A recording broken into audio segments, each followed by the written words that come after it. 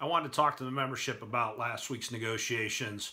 I know there's a lot of pressure on everybody right now trying to get to an agreement, including myself, to be honest with you. And I went into last week thinking that the company was willing to negotiate and move forward, and it didn't come out that way. Our proposal that we put across the table, I believe, was very fair.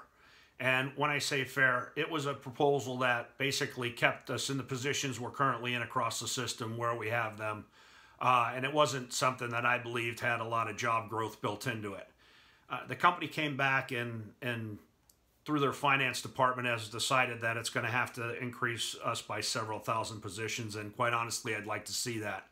I don't read it that way. I don't see it that way. And quite honestly, I'm not looking to make more concessions at the bargaining table.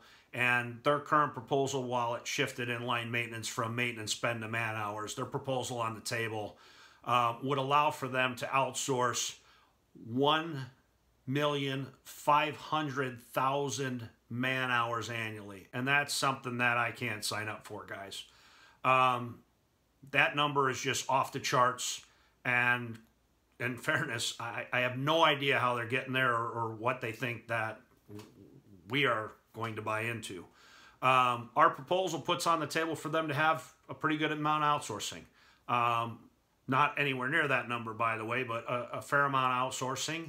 And I believe it's a number that they could work within. It had some ties to where they could do it, how much they could do, when they could do. And the rest of it would belong to us, the current aircraft maintenance team that they have. That's not what they're looking for. They're looking to cut line maintenance just like they are base maintenance. Not to the level, obviously, that they're looking to cut facilities maintenance, which is completely, and GSC a fair amount as well. You know, I hear the term job security bannered about the company's offering us job security and the station protection. And the station protection is good, don't get me wrong.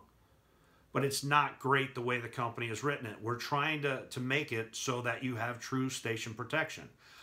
It does give the ability for the company, if there's a situation where, you know, they have to do something because of an act of God or war or something like that. And that's something that none of us want to see.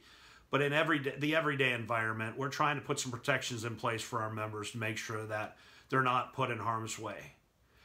But more concerning in that is by the outsourcing numbers, realistically, a lot of the work that they're talking about us doing would go out the door. So we have station protection. Most of us would be sliding backwards from days to afternoons back into night shift as we compress jobs and the work goes out.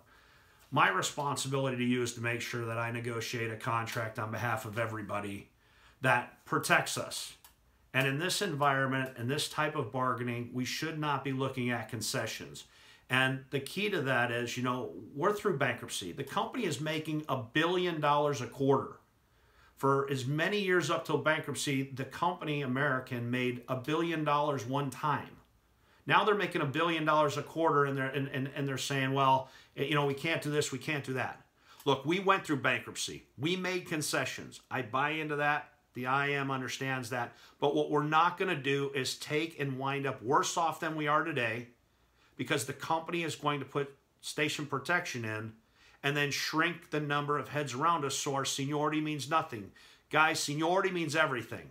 And if we aren't backfilling our positions as people at Shred or leave the company, we're losing our identity. We're losing our aircraft maintenance work. We're allowing it to go to outsourcing. We're paying for the contract long term, using the company is using our members leaving and the offset in the money that they're paying on the outsourcing to pay for those things that they say they're giving us. They're not giving us anything. That's the fight we're in. We want to maintain what we currently have, not give it away. And I will say this, as far as aircraft movement goes, where we do it today, the company wants to take that away. Not the taxiing, but taxiing has some terms around it that I'm not real comfortable with, and maybe we can get there as well on that. We have to certainly get there on that. I shouldn't say maybe. We have to get there on taxiing. That's our work, irrespective of who or where. The bottom line is aircraft movement being done by Fleet Service. Fleet has stood with us and said that where we do it, it's our work. They don't have an issue with that. But where we have a problem is the company wants to convert that work over to Fleet Service and then take Fleet Service jobs in other areas and outsource them as well. This contract they're building is to eliminate us as a workforce and shrink us. I shouldn't say eliminate, shrink us down and keep shrinking us until we don't exist anymore. We got to quit selling out on these contracts, the scope that we currently have or the scope that was taken from us in bankruptcy, and maintain what we have today. Period, end of story. That's the fight we're in. I appreciate your guys' support, and I know we're going to get to the end of this contract together. We're going to fight through it together. And yeah, there's pressure to get it done, and I think the pressure needs to be turned up on everybody on the company side, because they're still not coming to the table and putting things on the table that we could be agreeable to for the best interest of our membership. I appreciate you guys. Thanks for listening. Be safe, and know that we're fighting for you, and we appreciate you.